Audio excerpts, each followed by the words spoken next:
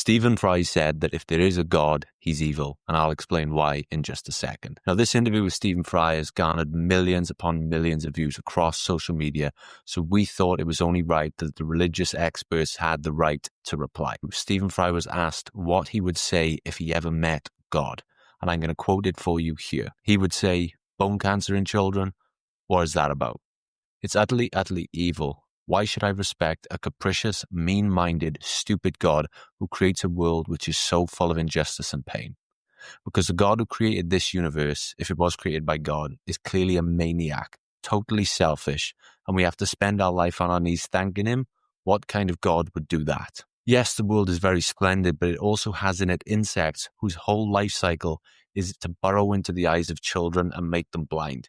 They eat outwards from the eyes. Why? Why did you do that to us? You could easily have made a creation in which that didn't exist, and it is simply not acceptable.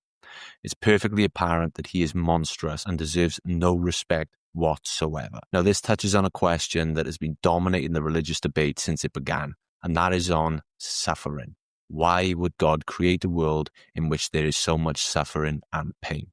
So as I said at the start of this video, I wanted to give the religious experts the right to reply.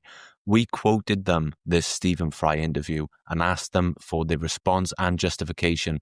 And I think the third answer in particular may shock you. So we'll start off with Dr. Stephen Meyer. Now, he directs the Discovery Institute Center for Science and Culture and received his PhD in the philosophy of science from the University of Cambridge. When I read this Stephen Fry quote to him, this was his response. But there are actually two facets to the problem of evil as it's proposed. One is the problem of human evil, of things that we, man's inhumanity to man, as it used to be called. And I think that is very adequately addressed by what's called the free will defense. It goes all the way back to St. Augustine. And that's what I discussed with Joe Rogan, that the Judeo-Christian view of this, the Jewish view, the Christian view has been that God believed, or God thought it was worth the risk to create people with true freedom, who could make choices that were necessarily harmful to themselves, to other people, and which went against God's desires for human flourishing, because it was better to create actual agents with that freedom than it was to create a world full of puppets or machines. He was trying to spread blessing to the planet he created by creating other beings who could genuinely love him and each other and appreciate what he had created. I find that entirely a satisfactory answer. Where things are more difficult is with the problem of what's called natural evil. This is what Stephen is referring to in that quotation, that nature has this aspect. We see the evidence of design in nature, but we also see evidence of decay and destruction and things that end up being harmful to humans. Now, if I were only a proponent of the theory of intelligent design, but was not also, for example, a Bible believer. I'm a Christian, and I believe the witness of the biblical text. I don't think I would have the explanatory resources to make sense of natural evil. And in fact, if you read some of the natural theologians from the end of the 19th century or the early 19th century, you get the feeling as they're describing nature that they've never really left a manicured Oxford or Cambridge college garden, that they think that nature is only pristine. But of course, we know that nature is not pristine. We see evidence of design, but we also see evidence of decay, and we see destructive processes at work in nature. Now, from the standpoint of biblical Christianity, that's exactly what you should expect. The book of Romans, written by St. Paul, tells us that from the things that are made, the unseen qualities of the Creator, his eternal power and divine nature, are clearly seen. That's one thing we see. But he also tells us that nature is in bondage to decay, that it's been subjected to bondage, and that it's subjected to decay, that there are processes of degradation at work in nature.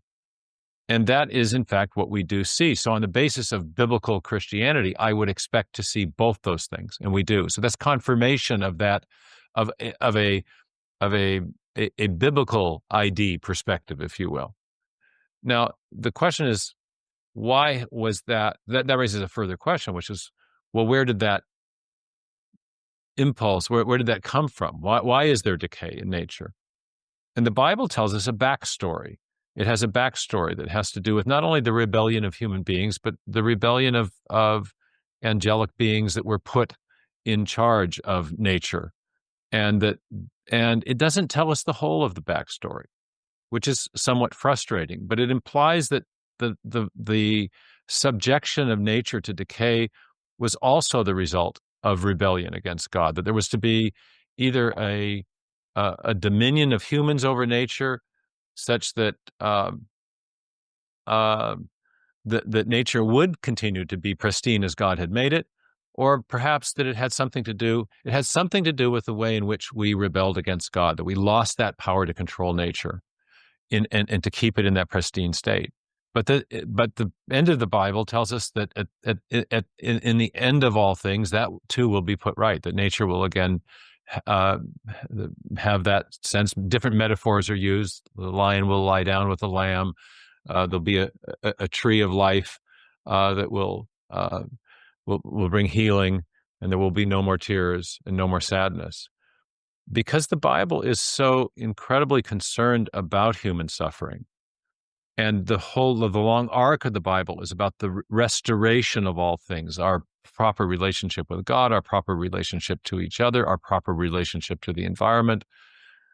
And because I have so many other reasons for believing the biblical witness, I take that affirmation of the backstory on the authority of the scripture that I have other reasons to believe. I don't think that the backstory is fully developed. So we're not told all the details of what happened and how the fall of created beings ended up affecting nature, but we are told that it did, and it caused this degradation.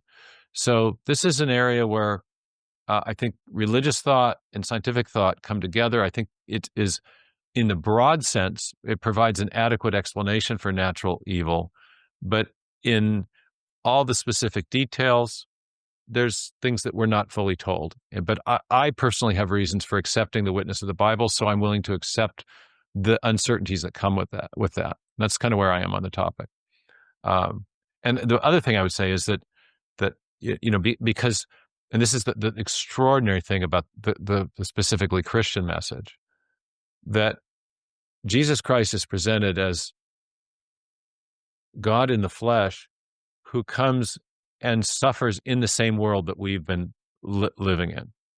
And so there is an affirmation that God himself is as acquainted or more acquainted with human suffering than even any individual person is experiencing, that he's experienced it himself. He experiences and empathizes with us. He in our suffering. And so, whereas it might be possible to think of sort of an abstract deity as far removed and indifferent to the human condition, the message of the incarnation in Christianity is that God is anything but. He is God with us, in that name that the Messiah is given, Emmanuel. So these are deep questions. It takes a long time to kind of deliberate about all this, but I'm satisfied that God is with us in that, and that there is a plan for reversing those things that are most painful in every person's experience. Our next answer comes from John Lennox, a professor of mathematics at the University of Oxford and a renowned speaker on the interface of science, philosophy, and religion. I must be honest, I'm not impressed with that kind of reaction, because he's leaving out how much good there is in the world and how much good he himself has taken out of the world. And he might have to thank God for that. My own position on this is that kind of question, in the end, when it's looked at a philosophical level, is unanswerable. We've all asked ourselves, surely a good and powerful God would, should, could, must, all this kind of stuff when we were students, and we never got a satisfactory answer. And as a mathematician, I'm interested in questions that don't have satisfactory answers, because in mathematics, they're usually the wrong question. And so it's the approach that I adopt is to, and it's a mathematical one, is to say, am I here asking the wrong question? Because let's see what the facts are. As we look at this world, we see a mixed picture. I often call it bombs and barbed wire and beauty.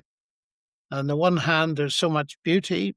On the other hand, there are bombs and barbed wire. And any philosophy worthy of the name, any worldview that could be taken seriously, must face those two issues. Now, my question is, and it's a harder question in a sense than the first one, but I think it takes us further. And it is granted that that is so.